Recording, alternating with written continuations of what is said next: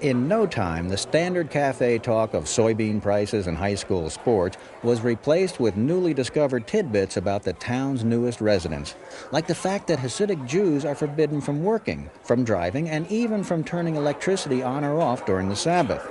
That, out of modesty, all married females wear wigs to conceal their natural hair, and that Hasidic men and women generally don't interact unless they're married to one another. That idea of segregating the sexes really got people riled up. From the men at the men's table to the women at the women's table, they just couldn't stop talking about those confusing Jewish customs.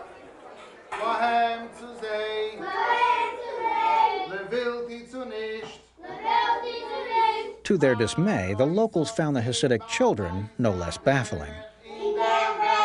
In these parts, a kid wasn't a kid unless he lived on good old pork hot dogs. Yet these Jewish youngsters couldn't even eat animal crackers that were shaped like pigs. And as if that wasn't strange enough, these kids, instead of answering questions with the standard "you betcha," insisted on responding with a perplexing "yes, thank God." With the Jewish people, because their religion is so different, they're not Christians, this type of thing, they didn't send their children to public school, they didn't worship in one of our houses of worship. We had problems with that. For as long as anyone here could remember, newcomers to Postville had always assimilated into the community. They joined the PTA and dutifully whipped up cookies for the school bake sale. Their children starred in the church Christmas pageants and were fierce competitors in the annual Easter egg hunts. But when the Hasidic Jews moved to town, the local ritual of integration came to an abrupt halt.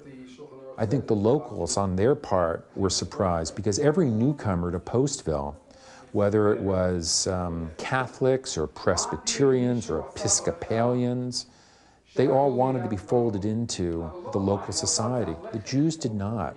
Hasidic Jews in Postville really don't care what the locals think. They just will operate the same way they have operated, whether it's in Crown Heights, Brooklyn, New York, or whether it's in Postville. It really doesn't make any difference.